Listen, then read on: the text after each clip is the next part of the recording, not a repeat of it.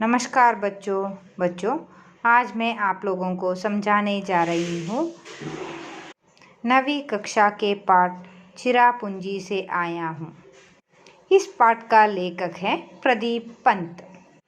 पहले हम लेखक परिचय देखेंगे। प्रदीप पंत जी का जन्म लखनऊ के हल्द्वानी उत्तराखंड में 24 अप्रैल 1941 को हुआ। पंत जी के अब तक 6 उपन्यास प्रकाशित हुए हैं। पंत जी की कन्नड़ में अनूदित कहानियों का संकलन न्याय मत्तु इतर कथेगळु शीर्षक से प्रकाशित हैं। पंत जी के देश विदेश के यात्रा संस्मरणों के 4 संकलन हैं। पंडित जवाहरलाल नेहरू पर उत्कृष्ट लेखन के लिए पंत जी को जर्नलिस्ट वेलफेयर फाउंडेशन का यूरोप भ्रमण पुरस्कार, उत्तर प्रदेश हिंदी संस्थान का प्रेमचंद अनुशंसा पुरस्कार, हिंदी अकादमी द्वारा 2 बार साहित्यिक कृति पुरस्कार प्राप्त हैं।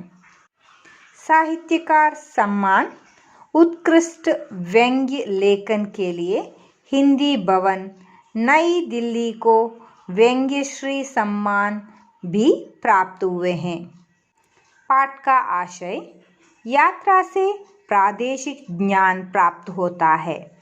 लोगों के रहन सहन, प्राकृतिक दृश्यों का सौंदर्य आदि का प्रत्यक्ष अनुभव मिलता है। इस पाठ द्वारा छात्र चिरापुंजी का परिचय प्राप्त कर सकते हैं। अब पाठ की ओर बढ़ेंगे। मेघालय यानी बादलों का घर। शिलांग मेघालय की राजधानी है। एक हरा भरा पर्वतीय नगर जहां हर वक्त बादल उमड़ते घुमड़ते रहते हैं। इतना बड़ा स्वच्छ सुंदर पर्वतीय नगर उत्तर भारत में कहीं नहीं है। ऐसा हरितिमा भी शायद ही कहीं देखने को मिले। शिलांग से चिरापुंजी की ओर जाता मार्ग दोनों ओर पहाड़ों और दरख्तों से पटा पड़ा। यह ऊंचा नीचा सर्पाकार रास्ते को पार करते हुए दिखाई पड़ते हैं बादल, बहती है सुहानी हवा और कभी कभी हो जाती है बूंदाबांदी। लेखक अपनी अनुभव को सविस्तार बताते हुए कहते हैं कि हमारी जीप शिलांग से 53 यानी 53 किलोमीटर दूर चिरापुंजी की ओर बढ़ रही है। उनके साथ राज्य के एक अधिकारी श्री संगमा और उनके 2 दोस्त भी बैठे हुए थे। लेखक जीप की खिड़की बंद करते हुए संगमा से पूछते हैं कि क्या साल भर यहाँ वर्षा होती रहती है? तुरंत संगमा कहते हैं कि जी हाँ, आपको जानकर ताज्जुब होगा कि मेघालय में खपत से ज़्यादा पनबिजली का उत्पादन होता है। पनबिजली यानी जल विद्युत। हम अतिरिक्त बिजली अन्य राज्यों को दे देते हैं। लेखक ताज्जुब से पूछते हैं कि ऐसा है क्या? संगमा फिर कहते हैं कि वैसे यदि यहाँ सभी गांव बिजली से जगमग उठे तो भी अतिरिक्त बिजली का उत्पादन होता रहेगा, यानी ज़्यादा बिजली का उत्पादन होता ही रहेगा।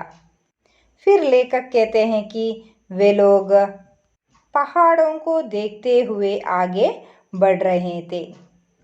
एक और सड़क के उस पार पहाड़ी कोहरे से घिरी हुई है। मेघालय 3 पर्वतीय अंचलों में बंटा हुआ है: खासी पर्वत, गारो पर्वत और जयंतिया पर्वत। और उन्हीं 3 पर्वतीय अंचलों से बने हैं 5 जिले। हर अंचल की अपनी अलग संस्कृति है, रीति रिवाज है, पर्व उत्सव हैं, लेकिन हर कहीं पारिवारिक व्यवस्था मात्र सत्तात्मक है। भूमि, धन, संपत्ति सब माँ से बेटी को मिलती हैं। स्त्री का यहाँ वर्चस्व है। यह एहसास गुवाहाटी से मेघालय की सीमा में घुसने के साथ ही होने लगता है। तमाम दुकानों पर स्त्रियां सौदा बेचती और बेहिचक बतियाती दिखाई देती हैं। शिलांग में भी उन्हें दुकानों पर बैठे देखा जा सकता है। शायद यह स्थिति पूर्वोत्तर के अन्य राज्यों में भी है, भले ही वहाँ मात्र सत्तात्मक परिवार व्यवस्था ना हो। कुछ साल पहले मणिपुर की राजधानी इम्फाल में भी यही सब देखा था। स्त्रियों का पूरा बाजार ही है वहाँ, जिसे माइती बाजार कहते हैं, यानी माँ का बाजार। दिन भर सामान की बिक्री कर शाम को अपने अपने घर लौटती हैं। किसी प्रकार का वर्ग भेद नहीं, यानी अमीर घरों की स्त्रियां भी इस माइती बाजार में मिल जाएंगी और गरीब घरों की स्त्रियां भी। तभी लेखक को एक मोड़ निकलने पर चिरापुंजी का छोटा सा बाजार दिखाई पड़ता है और इस बाजार में भी दुकानों पर बैठी हैं महिलाएं। फिर चाहे दुकान फल सब्जियों की हो या चाय की, वे लोग आगे बढ़ने लगे।